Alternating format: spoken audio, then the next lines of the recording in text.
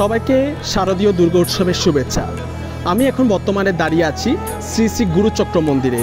আমার পিছনে আপনারা দেখতেই পাচ্ছেন গুরুচক্র মন্দিরের প্যান্ডেল সুসজ্জিত করা হচ্ছে, এখনও কার্যক্রম চলমান রয়েছে। তবে আজকের আলোচ্য বিষয় সেটি নয়। আজকের আলোচ্য বিষয় হচ্ছে এখানে একটা সময় অসুর নিধন পর্ব দেখানো হতো। বর্তমান প্রজন্ম সেটি জানার কথা নয়। বর্তমান প্রজন্মের কাছে ফেনী জেলায় একমাত্র থিম পূজা করে হচ্ছে বিনাপানি ক্লাব। তবে বর্তমান প্রজন্ম জানেই না যে একটা সময় গুরুচক্র মন্দিরে অসুর নিধন পর্ব দেখানো হতো। যে আমরা যেটা বলি থিম পূজা, এই যে থিমের যে প্রচলনটা ফেনীতে হয়েছে, এটা মূলত এই গুরুচক্র মন্দিরের হাত ধরেই এসেছিল। গুরুচক্র মন্দিরে একটা সময় অসুর নিধন পর্ব দেখার জন্য অজস্র মানুষ, হাজার হাজার মানুষ বিভিন্ন গ্রামগঞ্জ থেকে ফেনীতে গুরুচক্র মন্দিরে ছুটে আসতো। আমার এখনও মনে পড়ে আমি ছোটোবেলায় আমার বাবার কাঁধে চড়ে এই অসুর নিধন পর্ব দেখার জন্য এখানে ছুটে এসেছিলাম। কিন্তু কালের আবর্তনে, কালের বিবর্তনে এবং নিয়ম নীতিতে আজ সেই পূজা অসুর নিধন মতো সে দারুণ যে থিমটা সেটি বন্ধ হয়ে যায়। কেন শ্রী শ্রী গুরুচক্র মন্দির এই থিম পূজা বন্ধ করে দেয়, এটার পিছনে কি কারণ সেটি আজকে আমরা জানার চেষ্টা করব আজকের ভিডিওতে। আচ্ছা, আপনি তো এখানে ছোট থেকে এই পাড়ায় বড় হয়েছেন, আপনি নিশ্চয়ই এখানকার প্রত্যক্ষ সাক্ষী। এখানে গুরুচক্রে আগে অসুর নিধন পর্ব দেখানো হতো, এটা দেখার জন্য প্রচুর মানুষ আসতো। এটি হুট করে কেন বন্ধ হয়ে গেল? আসলে আমরা অনেক আগে থেকেই এখানে দুর্গাপূজা উদযাপন হয়ে আসতেছে। আমরা সেই 2002 সাল থেকেই আমরা এখানে অবস্থান করতেছি বা এই মন্দিরের সাথে আমরা সম্পর্কিত। তো অসুর নিধনের যে বিষয়টা, অসুর নিধনের বিষয়টা হলো যে আসলে যখন আমরা ঘট পূজা করি তখন আসলে রক্তাক্ত কোনো কিছুই যোগ্য নয়, সেটা আমাদের পুরোহিত মশাই আমাদেরকে বলেছে। যার কারণে 3 বছর আমরা করার পর আমরা সেই জিনিস থেকে বের হয়ে আমরা সাত্ত্বিকভাবে আসলে আমাদের ফেনীতে সর্বপ্রথম থিম পূজার আয়োজন হয় ফেনী গুরুচক্র মন্দিরে। আমরা একটা প্রতিবেদনে দেখেছি যে বিনা প্রাণী ক্লাব করেছে, তারা প্রথমেই ফেনীতে থিম পূজা আনছে। হয়তোবা তাদের চিন্তাধারায় ভুল ছিল বা তাদের মনে নাই।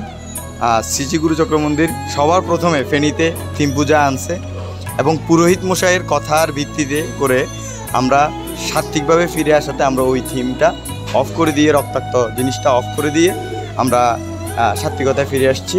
আমরা মায়ের পূজাটা সুন্দরভাবে করতেছি সাত্ত্বিকভাবে। আচ্ছা, এখানে আমরা তো জানি যে দুর্গামা অসুর নিধনের কারণে মত্তলোকে খুবই জনপ্রিয় হয়ে যায় এবং ওনার পূজাটাও ওইখান থেকে চলে আসে।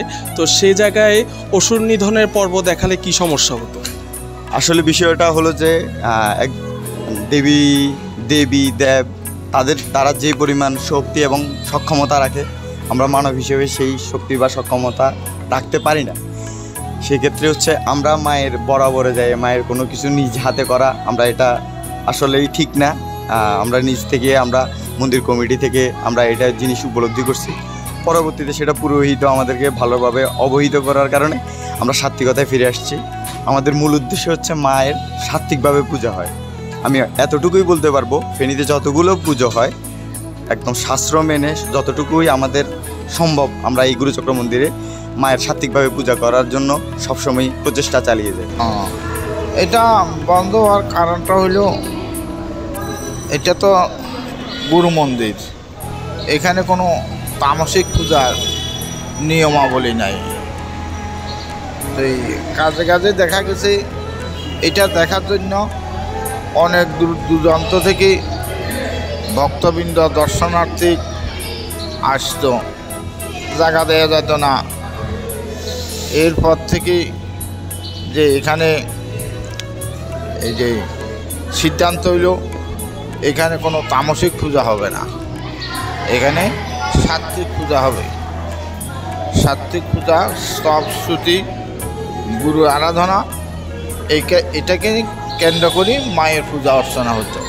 আর যদি বলেন এবার নতুনত্ব হিসাবে কি আসছে, দেখতেই পারতেছেন আমরা এবার আলপনা করতেছি। সাথে সাথে আমাদের গতানুগতিক 2-3 বছর ধরে একই প্যান্ডেল চলতেছিল, নর্মাল একটা প্যান্ডেলেই আমাদের পূজা হইতো। এবার আমরা প্যান্ডেলটাকেও একটু মডিফাই করে দৃষ্টিনন্দন করেছি। সাথে সাথে আমরা লাইটিং, বিভিন্ন ভালো ভালো লাইটিং করে একটু যাতে দৃষ্টিনন্দন হয় ভক্তদের জন্য, ওরকম আরও কিছু নিয়ে আসতেছি। তো সকল সনাতনী ভক্তবৃন্দকে নিমন্ত্রণ জানাবো, গুরুচক্র মন্দিরে আসেন, ভালো একটা পূজা উপভোগ করতে পারবেন। ধন্যবাদ আপনাকে। শারদীয় দুর্গা উৎসবের আজকে পঞ্চমী, আজকে থেকেই দুর্গাপূজার অনেক মায়ের সূচনা শুরু হচ্ছে। তো আমরা ফেনী গুরুচক্র মন্দির আমরা চেষ্টা করছি এবার পূজাকে একটু সুন্দর করার জন্য। আমাদের যারা উদযাপন কমিটিতে আছে তাদেরকে নিয়ে বসে আমরা প্রত্যেকটা জায়গায় বিভিন্ন দায়িত্বগুলো বন্টন করে দিয়ে যাতে সুশৃঙ্খলভাবে আমাদের এখানে যারা ভক্তরা আসবেন সবাই যাতে সুন্দরভাবে পূজা উদযাপন করতে পারে এবং মায়ের চরণে অঞ্জলি প্রদান করতে পারে এবং শান্তি শৃঙ্খলার সহিত তাদের মাকে দর্শন করতে পারে। আমরা প্রত্যেকটা বিভাগে বিভিন্নভাবে ব্যবস্থা নিয়েছি, আমরা স্বেচ্ছাসেবক সেভাবে টিম তৈরি করেছি।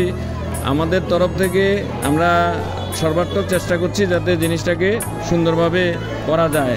পাশাপাশি ভক্তদেরও সহযোগিতা লাগবে, ওনারাও যাতে আমরা যেই শৃঙ্খলাভাবে আমরা যেই জিনিসগুলো যেভাবে সাজাবো ওই হিসাবে ওনাদের সাথেও সর্বাত্মক যাতে ওনারাও সহযোগিতা করে অনুষ্ঠানটাকে সুন্দর করে তুলতে পারে। আর এই 5 দিন মানে আগামীকাল থেকে তো আমাদের ষষ্ঠী থেকে দশমী পর্যন্ত প্রত্যেকটা দিনের উৎসব যাতে সুন্দরভাবে সুসম্পন্ন হয় এই লক্ষ্যে আমরা কাজ করে যাচ্ছি। এবার আমাদের নতুন নতুন কিছু আয়োজন করার চেষ্টা করছি। আমাদের এখানে আলপনা, আমাদের আলোকসজ্জারও আর একটু সুন্দর করার চেষ্টা করা হয়েছে।